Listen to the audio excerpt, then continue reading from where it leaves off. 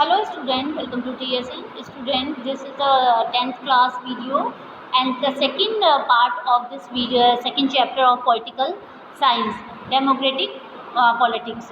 So in this video, what make India a federal country? India को federal country कैसे बनाया, किन किन चीज़ों ने बनाया, ये आज हम इसमें डिस्कस करेंगे। प्रीवियस वीडियो में फेडरलिज्म का मीनिंग आपको अच्छी तरह समझाया, पावर शेयरिंग बताया और ये सारी चीज़ें इसके अंदर आई। Now we are going to start.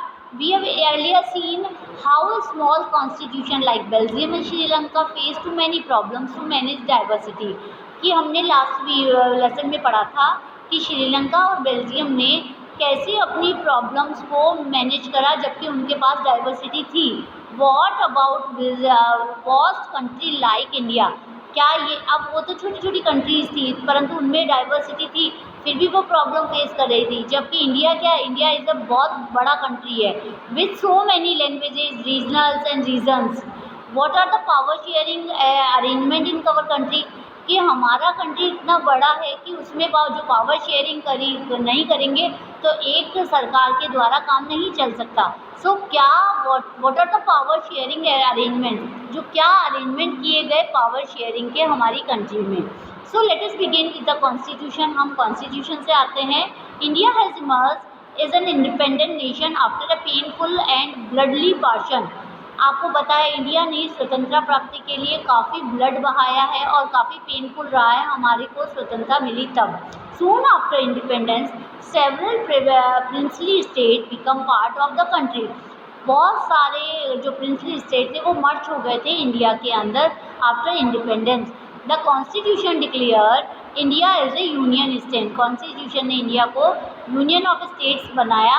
Although it did not use the word federalism, उस समय वो नहीं था federalism. The India unions based of the principle of federalism. धीरे धीरे वो फेडरलिज्म की श्रेणी में आया। Let us go back to 7 features of federalism mention about. आपने 7 फीचर्स जो मैंने आपको फेडरलिज्म क्या होते हैं उसके पढ़ाए थे वो ये वाले थे। आई थिंक आप लोगों को अच्छी तरह लर्न हो गया होगा। ये फीचर्स आप अच्छी तरह से रीड करें वापस, इसे मैं वापस नहीं पढ़ा रही हूँ। सो इसके अंदर आप ध्यान से देखेंगे कि क्या क्या फीचर्स थे हमारे, कि कौन कौन से फीचर्स ने इंडिया को फेडरलिज्म बनाया, फेडरल स्टेट बनाया। So let us go back to 7 features of federalism mentioned above. We can see that all these features apply to the provision of Indian Constitution. ये सारे फीचर्स इंडियन कॉन्स्टिट्यूशन में अपनाए गए और इसी से इंडिया क्या बना, हमारा फेडरल स्टेट बना। The constitution originally provide for a 2-tier system of government. Constitution ने हमें 2-tier सिस्टम दिया जिसमें हमारा सेंट्रल गवर्नमेंट और स्टेट गवर्नमेंट आया। The union government or what we call the central government represent the union of India and the state government. Later a 3rd tier of federalism was added in the form of panchayat and municipalities. पहले 2 tier system में बांटा था, last में तीसरा system आया जिसे हमने state के अंदर ही वो डिवाइडेशन कर दिया। उसमें हमने ये बताया कि फेडरलिज्म कैसे आता है। As in the any federalism, these different tiers enjoy separate jurisdiction. So the constitution provide a 3-fold distribution of legislation power between the union and the state government. So ये कुछ चीज़ें ऐसी थी जो हमारे बताती है कि कौन कौन से हमारे जो प्रोविजंस थे जो क्लियरली कॉन्स्टिट्यूशन ने दिए कि लेजिस्लेचर पावर्स थी वो यूनियन गवर्नमेंट और स्टेट गवर्नमेंट में कैसे डिवाइड की जाए। तो कुछ सब्जेक्ट लिस्ट थी जिसके अंदर जो लिस्ट थी उसके अंदर ये बताया गया था कि कुछ पे यूनियन गवर्नमेंट लॉज बनाएगी और कुछ पे स्टेट गवर्नमेंट लॉज बनाएगी। सो फर्स्ट लिस्ट थी union list, includes subject of union, national importance such as a defense of the country, foreign affairs, banking, communication and currency। ये जो कुछ लिस्ट थी इनके अंदर कुछ सब्जेक्ट थे, जैसे एक था हमारा डिफेंस, फॉरेन अफेयर्स के, बैंकिंग के और करेंसी के। They are include in this list because we need a uniform policy on this matters. तो ये इस लिस्ट में इसलिए दिए गए कि हमारे ये एक बहुत सेंसिटिव मैटर्स थे, ये इन पे पॉलिसीज़ बनाना और इन मैटर्स पे पूरी कंट्री डिपेंड करती है। The union government along can make laws relating to the subject mention in union list. Union government ही इन पे यूनियन लिस्ट के ऊपर जो सब्जेक्ट थे उन पे क्या करेगी, लॉज बनाएगी या कानून बनाएगी, जिसमें सेंट्रल गवर्नमेंट आती है। आता है नेक्स्ट आता है स्टेट लिस्ट। इसके अंदर आता है consist subject of state and local importance such as a police, trade, commerce, agriculture and irrigation. ये कुछ सब्जेक्ट है।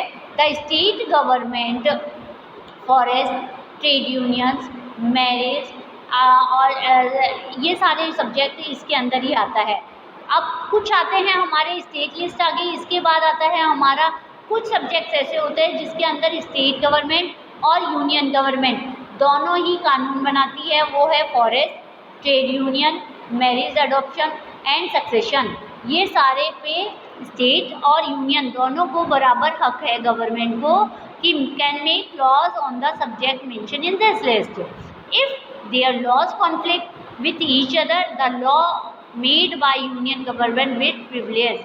आपको पता है यदि दोनों के बीच कोई भी कॉन्फ्लिक्ट होता है तो दोनों में से यूनियन गवर्नमेंट को ही प्रिविलेज मिलेगी, उनके लॉज को प्रिविलेज दिया जाता है। What about subject that do not fall in the any other list. कुछ ऐसे सब्जेक्ट भी जो तीनों लिस्टों में नहीं आए, और सब्जेक्ट लाइक कंप्यूटर, सॉफ्टवेयर ये तीनों में ही नहीं आए, तो उनके लिए आवर कॉन्स्टिट्यूशन ने union government has the power, union government के पास वो पावर है to legislate on this judiciary system. जो जुडिशरी सिस्टम्स बचे थे उनके आधार पर वो यूनियन गवर्नमेंट उन पर लॉज बनाएगी। We noted about the most federation that are formed by holding together do not give equal power to the constitution limits. Thus, all states in the Indian Union do not have ideal power. Such as some states enjoy a special status. कुछ states हैं India के अंदर उन्हें एक special states का status का दर्जा दिया गया है, उन पे कानून बनाने का हक यूनियन को है।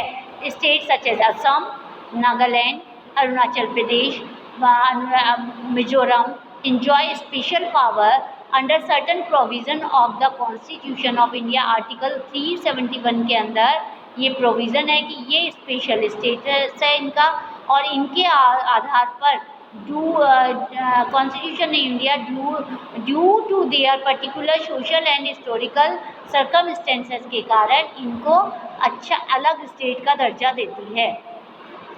These special powers are specially enjoyed in relation to the provision of land, right of indigenous peoples, their culture, and also preferences employment in the government services। उन्हें अलग से ये प्रिविलेज मिला हुआ है। Indian who are not permanent residents, these states cannot buy land of our house here। जो लोग permanent नहीं है, भारत के नहीं हैं, उनको भी यहाँ पर लैंड परचेज करने का अधिकार है। Similarly special provision extend for some other state India as well, कुछ अलग भी है। So there are some units of Indian union which enjoy very little power. These are areas which are too small to become an independent state but which could not be merged with any of existing state. कुछ ऐसे भी state है जो दूसरों में Exide state नहीं बने। These areas like Chandigarh, Lakshadweep, capital city of Delhi, इनमें इनको यूनियन टेरिटरीज कहा गया है। इनका पूरा जो कार्य क्षेत्र होता है वो यूनियन गवर्नमेंट कंप्लीट करती है। So this sharing of power between the union government and the state government it's basis to the structure of constitution. ये कॉन्स्टिट्यूशन पे डिपेंड है। It is not easy to make change of this power sharing arrangement. ये change नहीं किया जाता। The parliament can not on its own change this arrangement. Parliament खुद change नहीं करती है इन अरेंजमेंट को। Any changes to it has to be first pass any both of the houses of parliament with at least 2/3 of majority. Parliament जब भी कर सकती है इनमें चेंजेस जबकि पार्लियामेंट के अंदर 2/3 ऑफ मेजोरिटी मिले मेंबर्स की उनको चेंज करने की। then it has to be ratified to the legislature list of half of the total state, और legislature की भी permission मिले. The judiciary play an important role in this, oversees the implementation of the constitution provision and producers. Judiciary अपना अहम role अपनाती है इन सब के अंदर. In case of any dispute about this division of power, the high court and the supreme court make a decision. Underline कर लीजिएगा ये चीज़ कि हाई कोर्ट और सुप्रीम कोर्ट अब इन दोनों के अंदर कॉन्फ्लिक्ट आ जाता है तो क्या करती है, दोनों का जो डिसीजन होता है वो सुप्रीम कोर्ट या हाई कोर्ट डिसाइड करते हैं. The union and state government have the power rise to resources while levying taxes in order to carry to the government and the responsibility assigned to each them. और ये union government को power होती है कि वो taxes के अंदर या असाइन ड्यूटीज़ रिस्पॉन्सिबिलिटीज़ को पूरा करे.